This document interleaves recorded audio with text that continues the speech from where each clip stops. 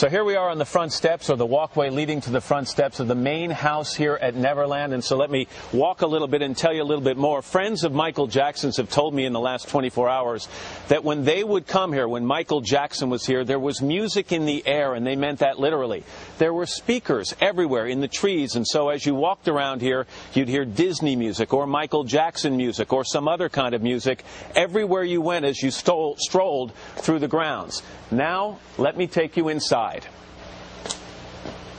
As we enter the main foyer here in the main house at Neverland, this was a room where Michael Jackson would greet his closest friends, and it was a room filled with artwork. These walls had huge paintings on them, some depicting Michael Jackson in whimsical or magical situations. He also loved all kinds of art. There were statues everywhere. One of the statues that I was told was located right here was of a butler with a tray with cookies on it, so he would welcome people in that way. At the other end of the foyer down here, there was a huge clock, a two-sided marble clock that was so heavy that workers had to come here to Neverland Ranch and actually reinforce the floor here so that that clock would not fall through to the basement below. Now, from the foyer, we can take a couple of steps down into the main living room. This was filled with couches and chairs and rugs, and in this corner here there was a grand piano. On the top of the grand piano there were dozens of photographs, framed photographs of Michael and his family members and his friends, and they would just line the entire top of the piano. Across the room over here, this was interesting, next to the fireplace that he loved to use when he was entertaining guests, there was a pedestal here. On top of the pedestal was an Academy Award statue, an Oscar from 1939's Best Picture for Gone with the Wind. About 10 years ago, Michael paid $1.5 million for that Academy Award, and he put it on a rotating pedestal so his guests could admire it. Again, this was the living room, and it leads us into the kitchen, which is a huge kitchen. This is the size of Meredith's kitchen, but this is an eat-in kitchen. He had a round table over there by the window. He would eat breakfast and lunch over there. And then this is the main preparation kitchen area. Of course, he had a lot of people working for him, people who cooked for him. They all wear uniforms. And if you look at the floors, they're beautiful in here. These were actually taken from an 18th century French chateau. It was dismantled in France, and then the pieces of it were shipped here to the United States, and craftsmen meticulously put it back together. As a matter of fact, some of those craftsmen occupied many of the rooms, the hotel rooms, in this area for a couple of years while this place was being built.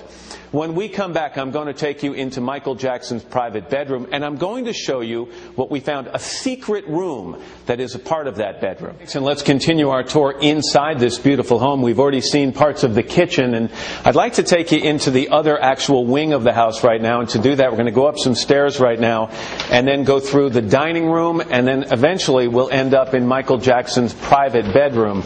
Now, Michael Jackson did entertain his close friends here, people like Corey Feldman and Macaulay Culkin. Marlon Brando was here. Elizabeth Taylor and Larry Fortensky actually got married here in 1991. This was the formal dining room. We understand they didn't use it all that much for meals. Michael used it more as a conference room. But it is located just off the foyer that I showed you a little while ago. And if we cross over the main foyer again that was filled with artwork, and just if you're tuning in for the first time, the contents of the house were taken out of here for an auction that was planned in March of this year, an auction that never happened, and much of the contents on the way back here right now. But now I'm entering really the private area of this home and stepping into Michael Jackson's private master bedroom suite. I just want to show you on the wall a security code panel so that Michael could push this to enter this area, or anyone else who would have access to this area would push this. Michael could find out who was coming to see him.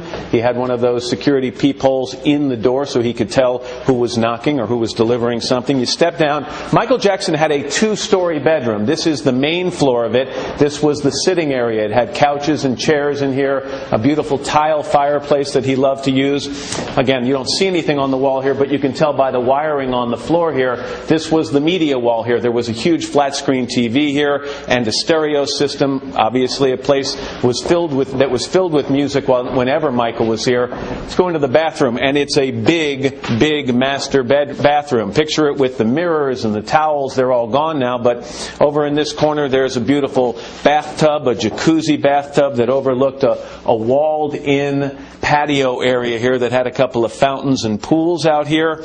The king of pop needed a lot of clothes, and boy did he have a closet. This is a full cedar closet. All of his clothes would have been hanging here, the folded items on these shelves, and I want to show you something that is really somewhat special and interesting. If you look at these cabinets up here and then you open this cabinet here, you see another security panel, code panel here.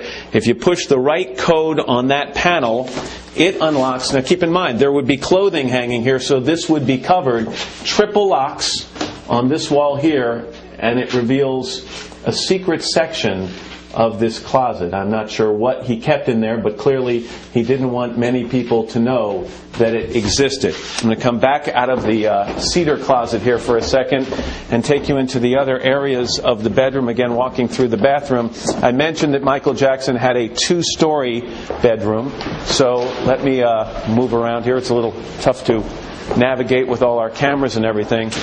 This area over here, there was another bathroom, full bath in this section, another full cedar closet over here, and then we go up the stairs into where Michael Jackson slept. This was the sleeping loft over here. The bed was against this wall. It was a huge bed, and from what I understand from a friend of his who was here with me yesterday, the bedspread in this room was full sequins, just like many of the outfits that he wore in concert. And of course, this was an area that was gone over by investigators, investigating that allegation of sexual misconduct that resulted in a trial back in 2005. And it was after that trial that Michael Jackson never returned to Neverland.